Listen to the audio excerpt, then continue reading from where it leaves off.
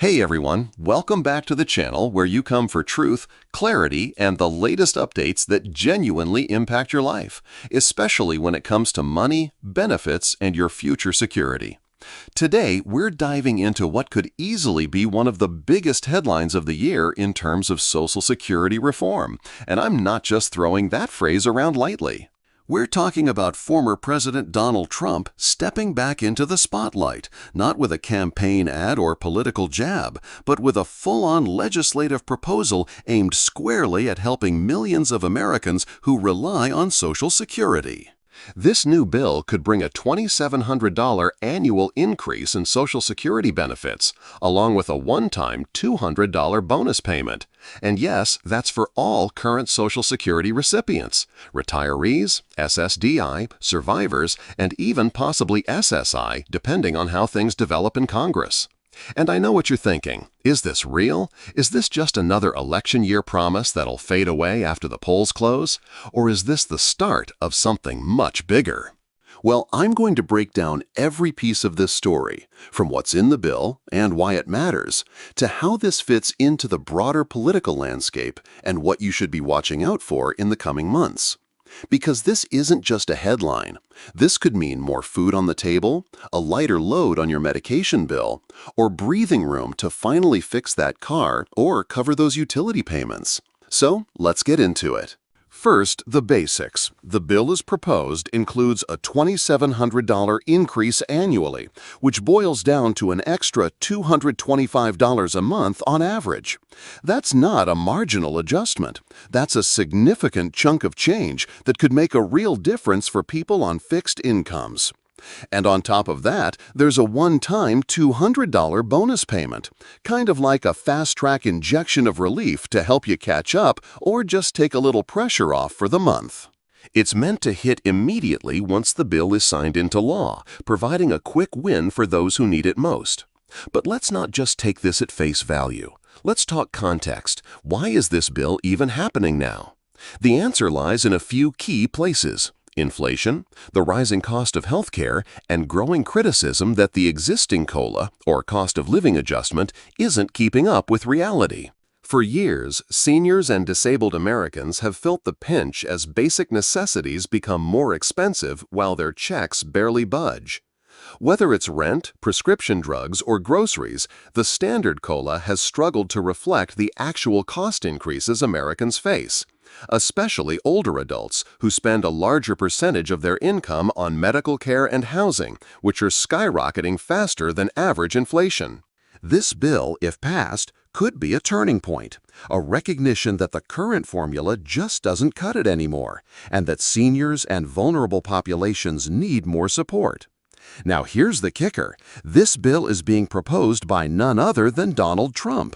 And whether you love him or hate him, there's no denying that when Trump puts his name on something, it gets attention, both from the media and from lawmakers who might otherwise stay quiet. By stepping into the Social Security conversation with real numbers and a real plan, Trump is throwing down a challenge to both parties. Support America's retirees or explain why you won't. And remember, we're heading into another election cycle. That means every move is strategic, and this proposal isn't just about helping people, it's about winning hearts and votes. Now let's dive deeper into the mechanics of the bill. Beyond the payment increase, the bill aims to fix the formula used to calculate future COLA increases.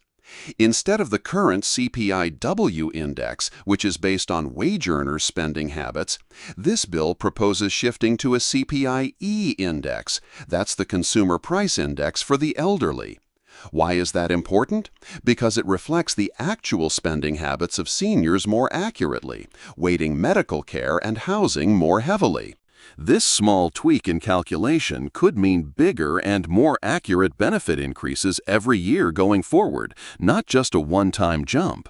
And if that sounds technical, it is, but it's also huge. It's the kind of change that shapes the Social Security landscape for the next 10, 20, even 30 years.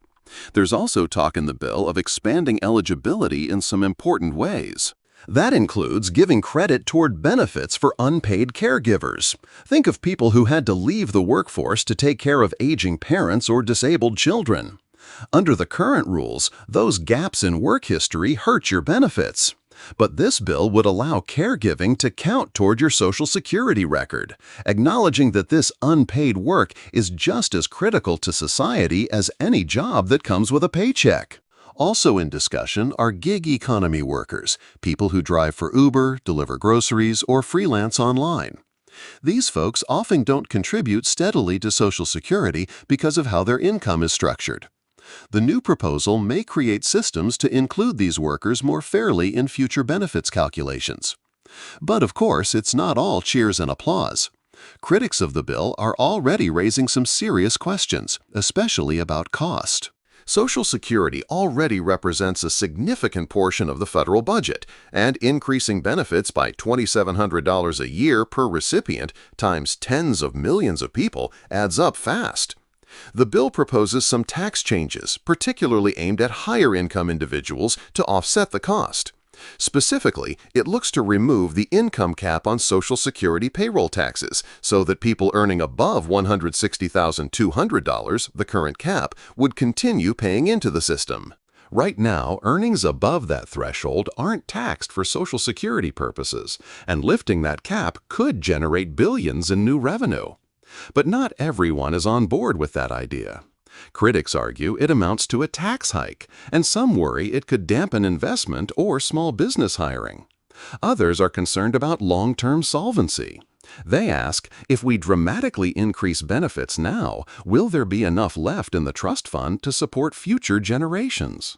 It's a fair question, especially considering the Social Security Board of Trustees recently projected that without reforms, the trust fund reserves could be depleted by the mid-2030s.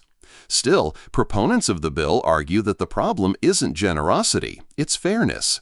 They believe a richer society should be able to take better care of its elders, and that asking top earners to contribute more is reasonable, especially if it secures the future of a program relied on by over 65 million Americans. Let's also talk timing. Just because a bill is proposed doesn't mean it becomes law overnight. It needs to go through committee review, then full votes in both the House of Representatives and the Senate. That process takes time, and given the polarized nature of politics today, there's bound to be plenty of debate, delay, and negotiation. That said, public pressure matters. If enough people support the bill, make phone calls, write emails, attend town halls, it puts pressure on lawmakers to act. That's where you come in. If this bill matters to you, make your voice heard. Let your representatives know you support it, or that you have concerns and want changes. Either way, don't stay silent. Your opinion counts more than you think. In the meantime, what should you do? First, if you're a Social Security recipient, be prepared but not panicked. This bill, if passed, would likely take effect in the new fiscal year, not immediately. But now is a good time to review your finances. Make sure your Social Security account is set up at ssa.gov so you can receive updates, check your benefits, and manage your payment info. Also consider signing up for direct deposit if you haven't already. It's faster, safer, and more reliable than receiving a paper check. You should also be cautious of scams. Whenever there's news of a benefit increase or a one-time bonus, scammers come out of the woodwork pretending to be from the Social Security Administration or the IRS. Let me be clear, the government will never call you asking for your Social Security number or bank information. If you get a suspicious message, hang up, delete the email, report it. Now, to wrap things up, this $2,700 boost and $200 bonus proposal could change lives. For some, it might mean finally affording a medication without cutting corners elsewhere. For others, it might mean getting a little breathing room to help a grandchild, repair a leaky roof, or just sleep better at night knowing the bills will be paid. But whether this bill passes or not, one thing is undeniable. There's momentum building around Social Security reform. People are paying attention. Lawmakers are being forced to take the issue seriously. And that's a good thing for everyone. So, if you found this video helpful, informative, or thought-provoking, go ahead and hit that like button. Subscribe to stay updated. We'll be following this bill closely and giving you real-time updates as it moves through Congress. And most importantly, share this video with friends or family who need to hear it. The more people know, the more power we all have. Thanks for watching. Stay informed, stay safe, and I'll see you in the next video.